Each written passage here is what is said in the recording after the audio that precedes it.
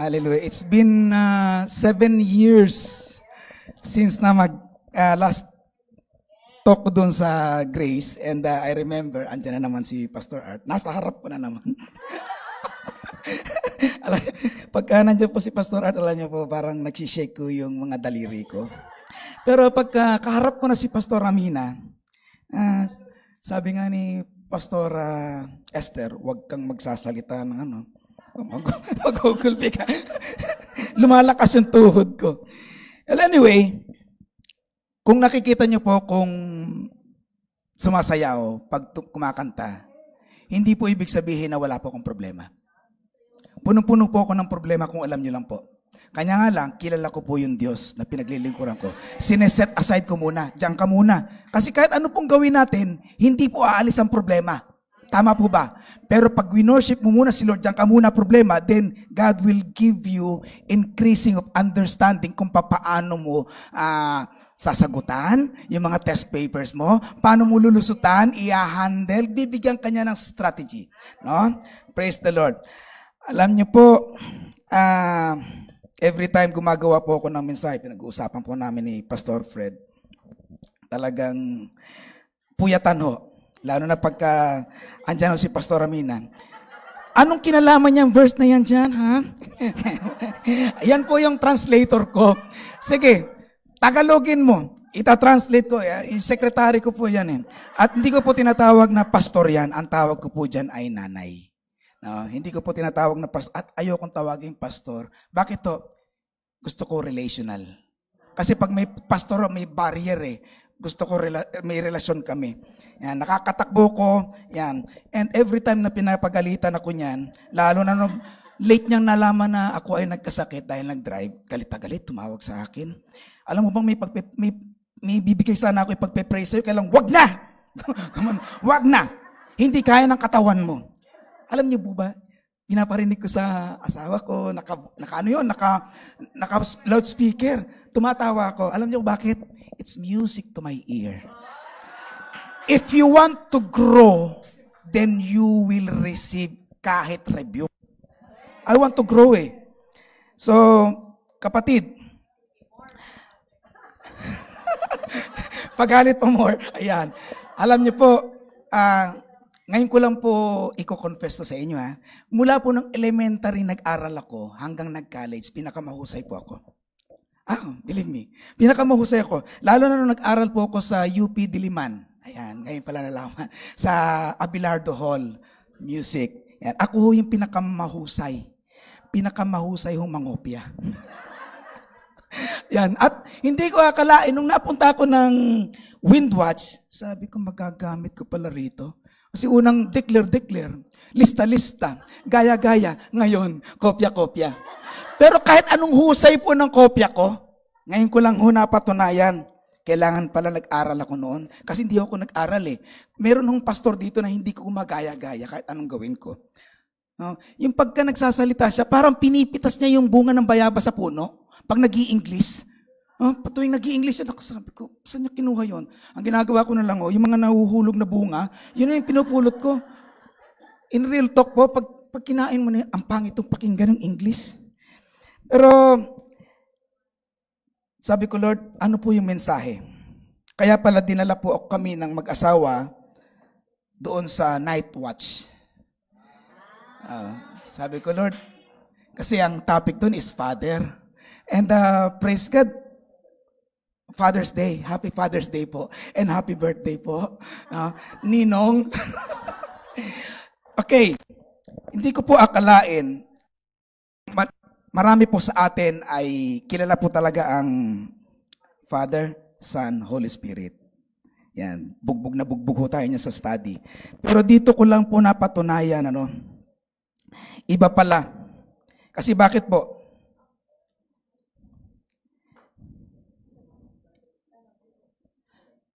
Tama po. Physical fog. Nagkaroon po ako niyan. So you understand the doctrine of the Father. But the clarity of who He is emotionally and relationally remains hazy. The Father is the starting point of our faith story. But ironically, He's often the last to be personally known. Totoo po yan. Sabi ko, Jesus, Jesus tayo. Tapos nararamdaman natin si Jesus, nararamdaman natin yung power ng Holy Spirit. Unfortunately, naiiwan yung Father. Sabi ko, ngayon ko lang na experience. Alam ko yung pinag-aaralan namin, pero sorry pala Lord, Father, hindi pala kita ganong kinakausap. No? At yun ang sabi ko, Lord, turuan mo ko. Turuan mo pa ako ng maigi. No? And many know Jesus as Savior and the Spirit as Helper. Alam na po natin yan. Nararamdaman po natin yan kahit saan. Nasa bahay tayo, nasa Windwatch tayo. But miss the greatest privilege of all. To know God as Father. To bring us home. The Spirit came to confirm we belong. And then the Father is the home we've been looking for. Alam niyo po kapatid, paano po ibabalik? Ayan. Alam niyo po, doon sa encounter night, nung night watch, napagdugtong-dugtong ko na. Kasi na-encounter ko po eh. Kakaiba po. Believe me, every first Friday of the month, I invite you guys, people of the Lord, ini-invite ko po kayo. First, altar of His presence, yan. Kasi na sobrang excited po ako eh. Iba po, no, lalo na nung yumakap si Pastor Fred sa akin, ay ramdam ko po. Ramdam ko yung tumutulo yung luha niya. Sabi ko, wag naman tumulo yung sipon, bago yung damit ko. Talagang iyak ho siya. Sabi ko, Lord, ngayon lang kita naramdaman. Alam niyo po, yung pag-uusapan po natin, alam po natin yan. Sa Luke 15:20 sa Amplified, so he got up and came to his father. Ito po yung prodigal son. Pero hindi po tayo magko-concentrate sa prodigal son, doon po sa tatay. But while he was still a long way off, his father saw him. Ayan. And was moved with compassion for him and ran and embraced him and kissed him. Yan po yung nangyari nung ng night watch, no? Nagkayakapan, inalikan, no? So ang ganda ho ng nangyari. Sabi ko, Lord, ang gandang ipatotoo ito. Kasi bakit po? Mamaya ko po, malalaman niyo po na-encounter ko na pala noon ang Father. No? Na-encounter ko na. Ngayon, running was undignified for patriarchs.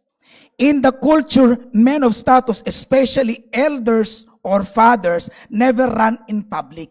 Hindi po ginagawa yan. Bakit po? Running involved lifting the robe. Tinataas nila yung, hindi man palda yun no?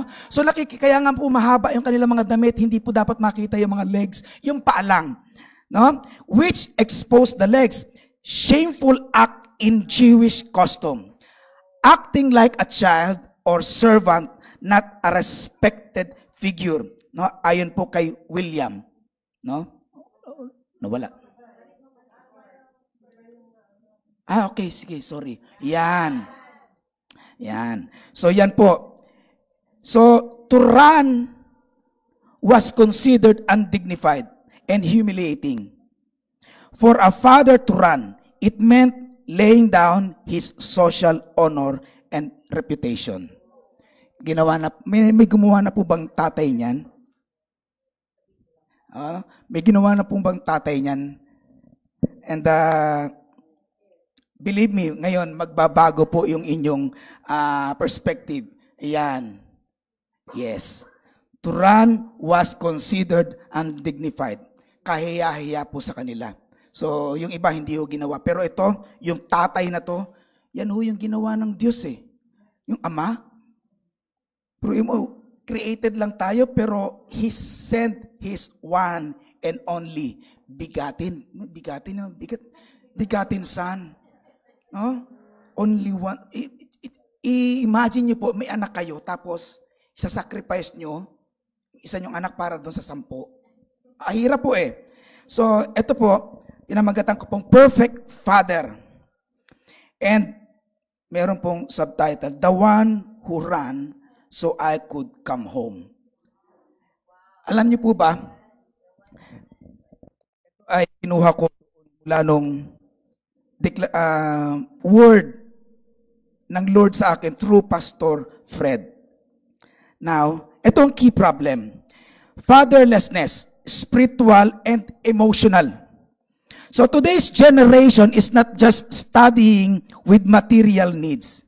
No, struggling with material needs. It is deeply wounded by the absence, distortion, or misunderstanding of a father's love, both naturally and spiritually. Maraming nangyayaring ganyan. Bihira po sa tatay ang malambing. Kadalasan ho, brusko. Hindi ko lang po alam kung paano ko i-describe ng mga anak ko. Pero ang lambingan ho namin, yung kutusan, no? Yan po yung lambingan namin. Yung biruan, yung kurutan, yan lang ho eh. Naalala ko lambing, pero yung anak ko malambing. Niyayakap ako. So since tatay po ako, tanong ko lang po, when was the last time you hugged your father? When was the last time na kinumusta mo siya? Tay, kumusta yung work mo? Tay, kumain ka na ba? Tay, pagod ka ba? When was that? Ako po ay, kailan lang po ako nagising? Siguro 2019. Kaya every time, pag bumabiyahe ako, dumadalaw ako sa father ko. Dumadaan ako doon. At sinabi ko rin sa mga kapatid ko, dalaw-dalawin nyo. Kasi yung time niya, palipas na. At huwag kang iiyak. Sinabi ko, huwag kayong iiyak sa puntod na hindi niya naman talaga dinadalaw. Napakahirap nun eh. Dadalaw ka tapos nung kaiiyak, bakit ka namatay? Ang tanong, kailan ka yumakap? Kailan mo hinalikan? Kailan mo sinabi sa tatay mo? Kasi ganun yung Diyos atin. Hinahanap niya tayo. Andito anak. Si Jesus andyan din. Nararamdaman mo, kailan ako na nakakaligtaan mo. Ako yung nagbubukas ng langit. Ako yung nagpapadala ng angel. Ipabot niyo po sa inyong mga tatay. Kasi hinahanap din po yan ang tatay ng biological tatay niyo po. Nakikita niyo lang po strong, pero hindi niya pinapakita. Pastor, yung tatay ko walang kwenta eh, lasinggero. Tapos tatay ko, sugarelo. Pag umuwi kami, binubugbog kami. Kanya nga lang, nakakilala ka. Yun ang pagkakaiba. Alam mo ngayon kung ano yung ama. Sabi nga, kung ano yung ama, yun din yung image natin. So, i-reflect natin sa ating tatay para maramdaman niya yung ama sa pamamagitan mo. Madalas kasi, hindi po natin ginagawa dahil sinasaktan tayo. Iniwan tayo, broken family tayo. Merong isang youth, bago lang siya, sabi niya, Pastor, iniwan na kami ng tatay ko. Iniwalayan na. Sabi ko, wag kang kumampi, both side. Neutral ka lang. Kasi kung kakampi ka sa mother mo, lalong lalayo ang tatay mo. Pero kung pinapakita mo yung love, possible bumalik. Kasi hindi niya makikita doon sa nilipatan niya yung ginagawa niyo sa kanya. Show compassion. Number 1.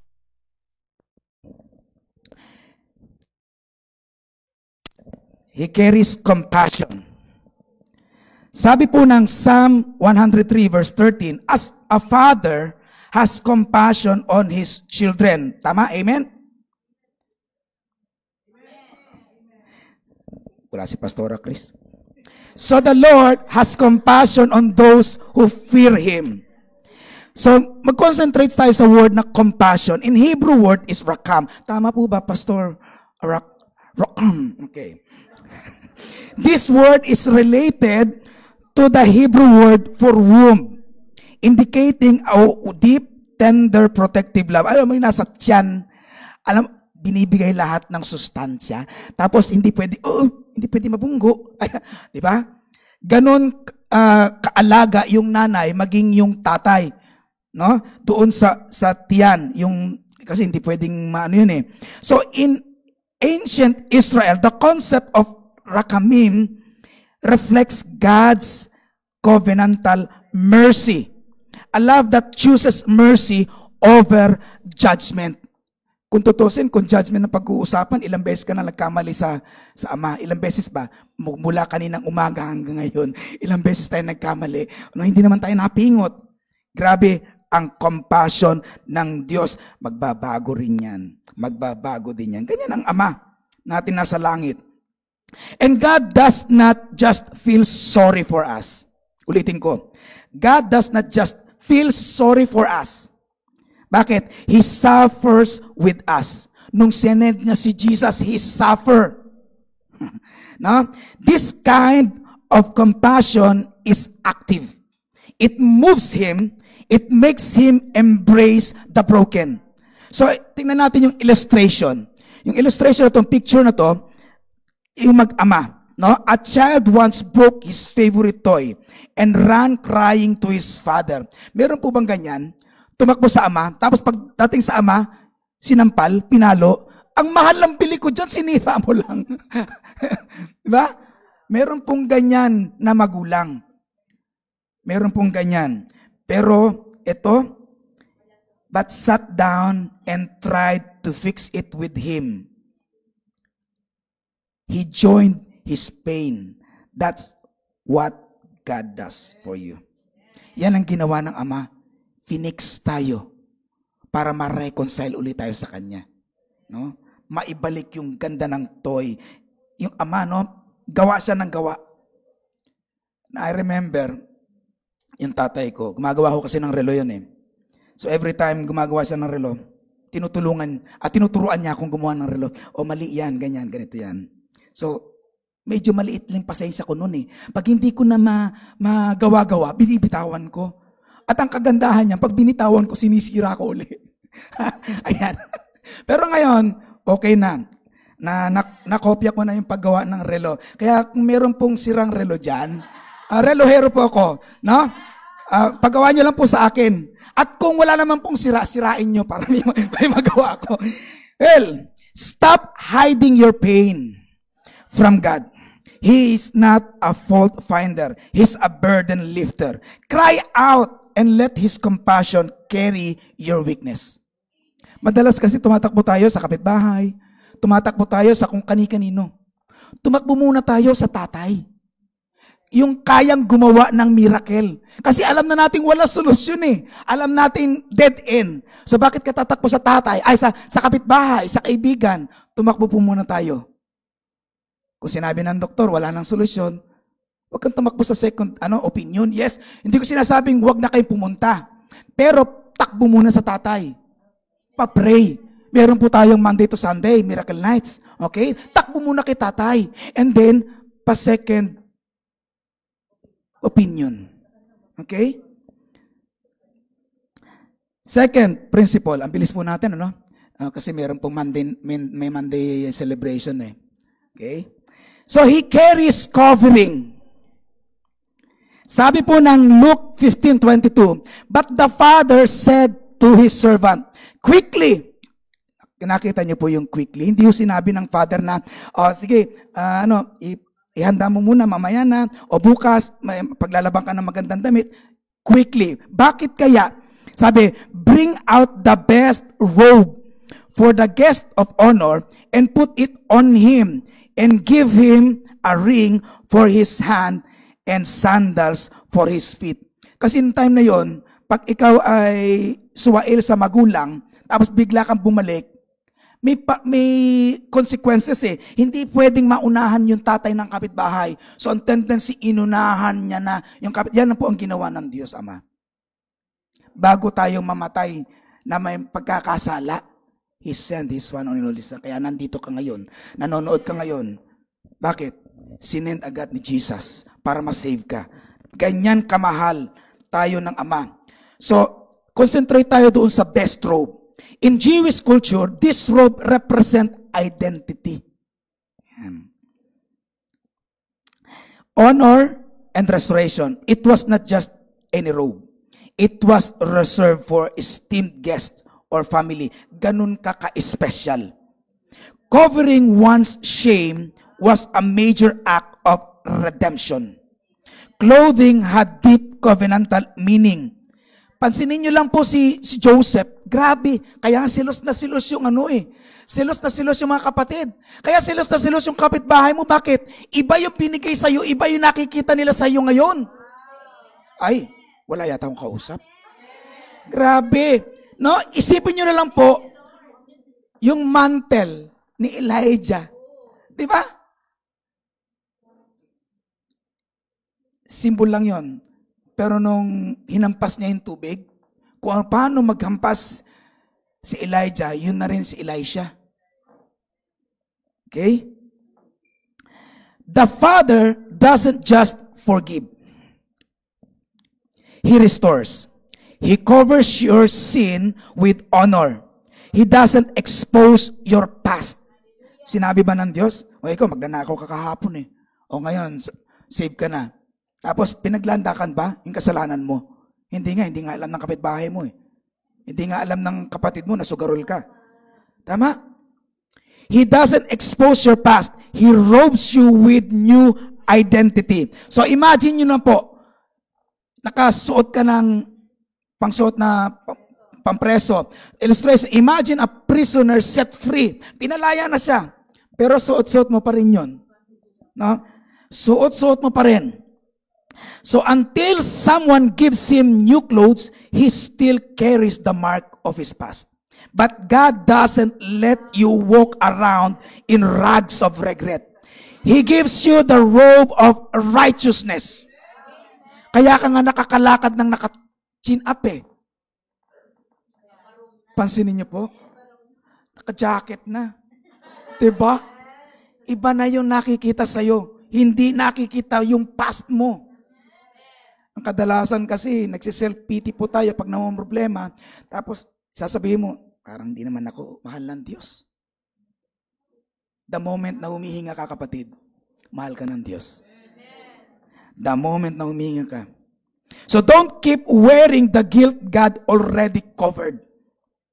Walk boldly as a son or daughter clothed in grace.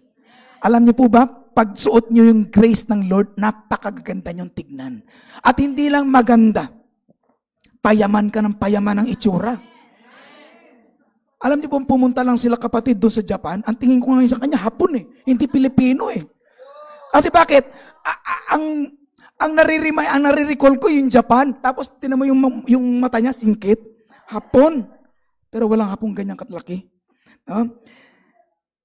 Kapatid, huwag mo nang isuot yung kahihiyan mo noon. Hindi sinusuot yan. Hindi rin binabanggit yan sa loob ng bahay. At huwag mo rin ipamumukha yan sa asawa mo.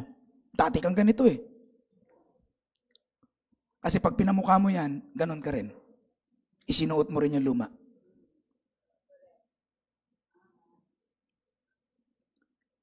Third principle, he carries covenant. Ito pinakamaganda. In Hebrew 8 verse 10, this is the covenant I will establish. I will be their God, and they will be my people. Concentrate tayo sa covenant. In Hebrew word, berith. Is it correct? Berith. Mabilis daw, berith. Pero pagka kumakanta ka, birit yun. Berith. So a covenant is not a contract. Hindi kontrata yan. Yung covenant nyo ni Lord, hindi kontrata. Kasi yung kontrata nag-expire. No? It is a binding promise made in love. Bago mamatay yung mother ko, doon sa bed, bigla siyang gumanon. At may itinuturo siya, no? Hindi nakikita ng dalawa kong kapatid. And then, after that, bigla nang binawian. And then, tinawagan ako, madaling araw, sunduin mo na si nanay. Punta naman kami ni tatay, susunduin. Not knowing, patay na pala. And kinikwento nila sa akin yun. Sabi ko, Lord, merong kang ibig sabihin. Hindi binigay yon since decades po eh. Alam niyo po yung meaning, binigay lang ng Lord 2019. Noong nag-aaral na po ako sa LGI. So, In the Jewish mindset, covenant implies forever faithfulness, even when the other party fails. So ito, Lord, baka pwede ko na pong malaman kung ano yung tinuturo ni nanay. Pero bago ako sagutin ng Lord, sabi ng kapatid ko, alam mo kuya, hindi handa si nanay nung mamatay siya. Pero nag-uusap kami ng asawa ko, laging sinasabi sa asawa ko, alam mo Myra, ready na akong umuwi. Laging sinasabi yun, ready na ako umuwi. Bakit naman? Yung mga anak ko, lahat stable na.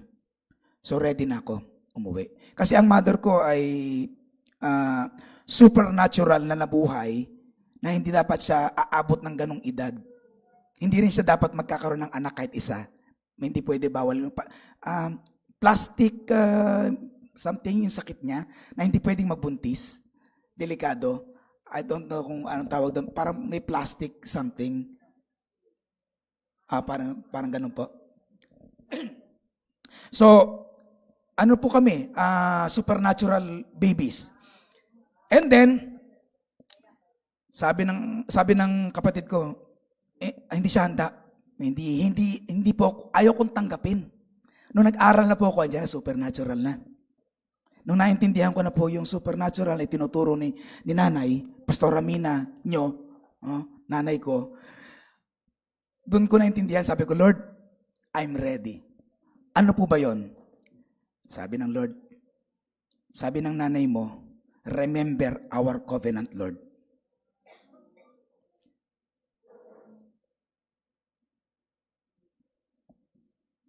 Kung kailangan durugin mo ang karakter ng anak ko, durugin mo. Sundin ka lang niya. Ayoko magpastor. Businessman po kami. Ang pastor walang pera. Kasi yung father ko walang pera. Walang bahay. Kaya ayaw na ayaw ko. May dumating na propeta way back 1995, first time ko makarinig na may propeta. And then bigla ako nakita, brother, sabi ni Lord, tinatawag ka bilang pastor, evangelist. And then, ibang tao naman, basta 3 beses ko rin nirefuse ang calling. Nirefuse. Then sabi ng Lord, alam mo ba sinabi ng mother mo? Remember our covenant, Lord. Gawin mong pastor, yung anak ko. And then the Lord destroy me, mental. Matigas ho yung ulo ko. Ang tawag ko sa akin ng kapatid ko ay, basta may tawag siya na fix yung mind ko sa ganon. So the Jews saw covenant as the foundation of their relationship with God. Gusto ng Diyos Ama, relasyon. Hindi yung alam mo lang, yung theory na pag-aaralan sa Bible, relasyon. Yun din po ang ginawa ko kay Nanay Mina. Every time na nag-uusap kami niyan, minsan maganda yung pasok, minsan maanghang, may pagalit. Sabi ni Pastora Esther, nasabon ka? Banlaw na lang ang kulang.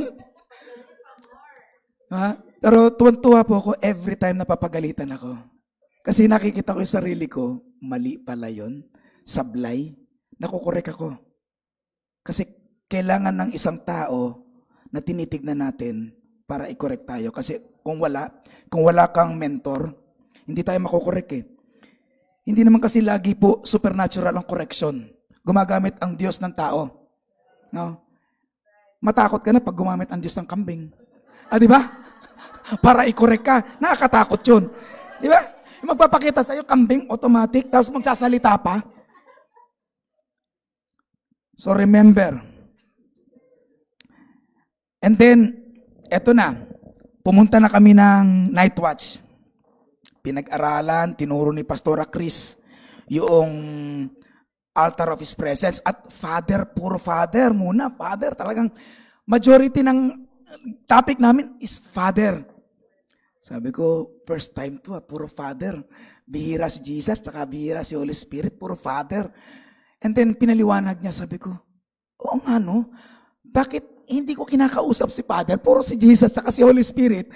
Tapos magme-mention lang ako magme-mention lang po ako ng Father pag, Father, open heaven, deploy angels. And then Jesus na ako, and then Holy Spirit na ako. Never tayong, uy tay, yung exam ko. Tay, wala nang laman yung bulsa ko. Di ba? Remember, yung mga angels may bowl. Bowl. Sorry, iba yung bowl eh. Tama ba? Yung answered prayers. Ano ba yung bowl? ang hirap talaga ng no? Sabi ko nga, yung bunga nahulog. Ang pangit pakinggan. Pero yung kay Pastora Cookie, hindi ko magaya talaga. Parang pumipitas lang ng no? Pag nag-i-English, parang pumipitas lang ng bunga ng bayabas. Sabi ko, Lord, gusto ko maging ganon. It's too late. Hindi ko kasi nag-aral eh. Ayaw ko ng English talaga. Tapos ngayon ako nagsisisi. Kaya kayo, meron tayong IME, no?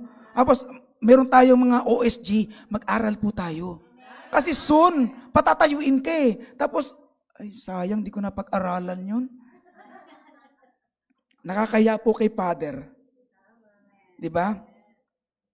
And, eto na nangyari. Bago ako yakapin ni Pastor Fred, nung ako ay gumagawa ng relo, way back 90s, 95, may dumaang beggar. Alam naman natin kung ano yung pulubi, matandang pulubi. Sa kaliwa ko, bookstore, Christian bookstore, sa kanan ko, kantin. And then, sabi ng beggar, amang, tandang-tanda ko, hindi mawawala. Pwedeng makahingi ng makakain. Pero dahil pulubi, alam na natin kaagad. Ang binigay ko po pera. Marami akong binigay na pera, barya. Tama naman yung puso na magbigay. So, umalis na po. Sabi ng matanda, salamat amang. Di umalis na po.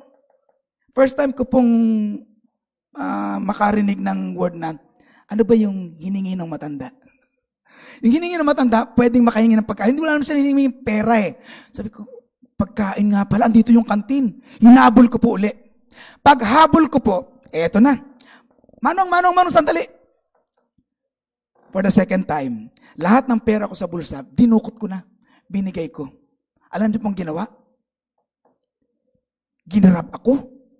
Niyakap ako. And then he kissed me. Di nakaganon po ako. Kinis ako eh. Kasi beggar eh. Ang madumi, matanda. Tapos, siyempre, alam mo na sasabihin natin, maantot. Di ba? Pero ito po, mabaho po. Believe me, nung niyakap niya po ako, nung humiwalay na po yung labi niya sa pisngi ko, kitang-kita ko po yung sapot. Yung sapot, humahabang ganon. Sabi ko, yay, naku naman. Tapos ang daming tao kasi sa kalsada po yun eh. Driveway, madaming tao. Sabi ko, ano ba yan? Umiwalay na. Ito, Pilipino eh. Pinunasan. Ugaling Pilipino. Inamoy. Doon ko po nalaman, walang amoy yung laway at hindi rin siya mabaho. Pero inamoy ko nung tumalikod na akong ganun. Parang hindi naman siya mapahiya. Alam niyo po bang pag talikod ko ulit, kasi walang amoy eh. Wala na po yung tao.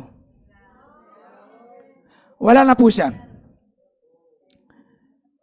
And then sabi ko, siguro angel yun. Siguro si Jesus yun. Yun ang nasa mind ko. Pero sinagot ako uli ng Lord nung nandun sa night watch. No, altar of His presence. King's Court na lang po. King's Court, ayan.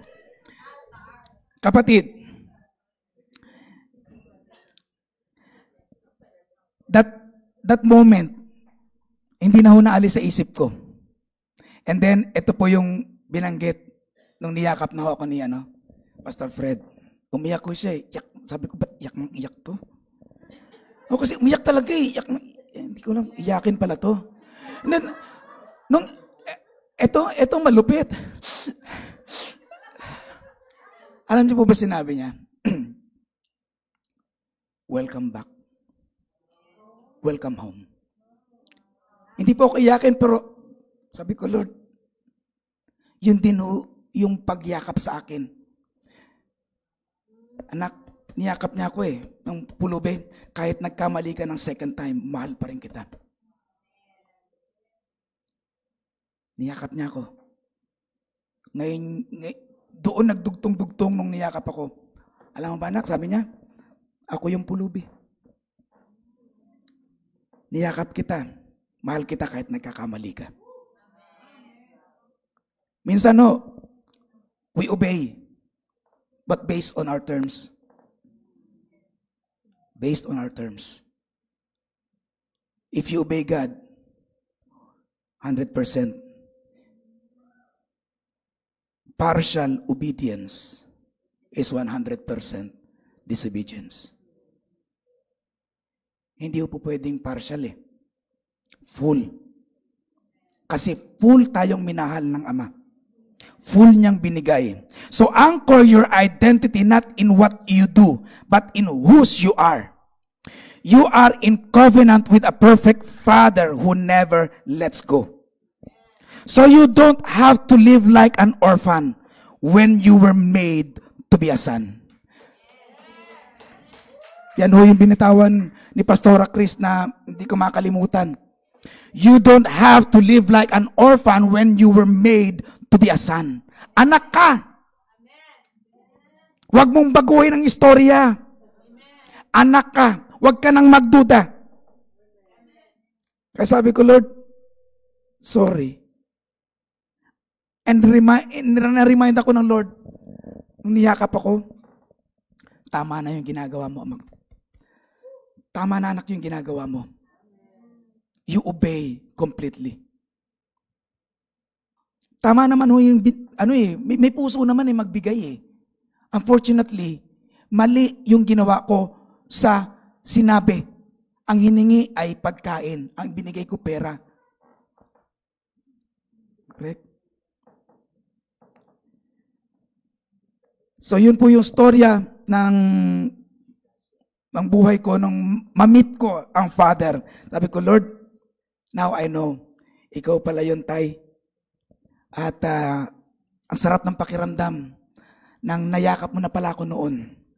And then niyakap mo ko ngayon for confirmation, anak, tama na yung ginagawa mo. At ang sabi ng Hebrew 13 verse 2, do not neglect to extend hospitality to strangers, especially among the family of believers, being friendly, cordial, and gracious, sharing the comforts of your home, and doing your part generously. For by this some have entertained angels without knowing it. Baka angels na pala yung katapat mo, kaharap mo, tapos nagdamot ka.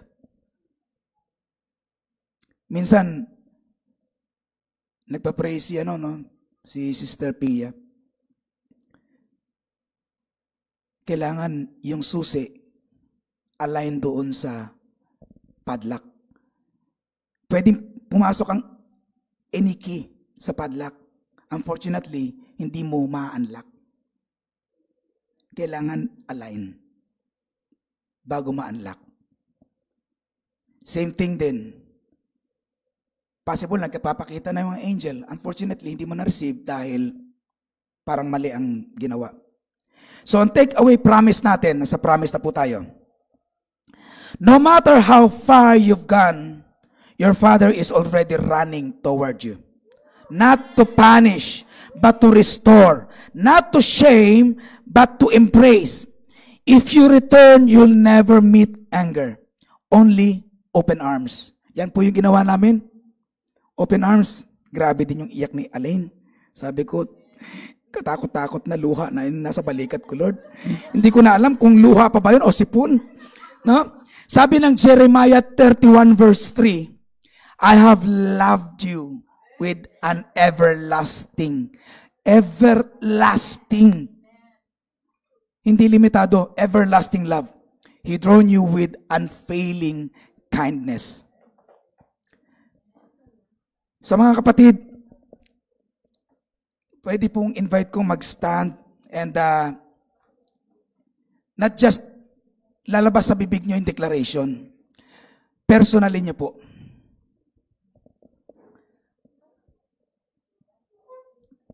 Okay? So, personally nyo po ito na parang nasa harap nyo siya. Kausap nyo. Okay? Begin. You are my Father. You are my safe place. You are my forever love. And I will never run from you again.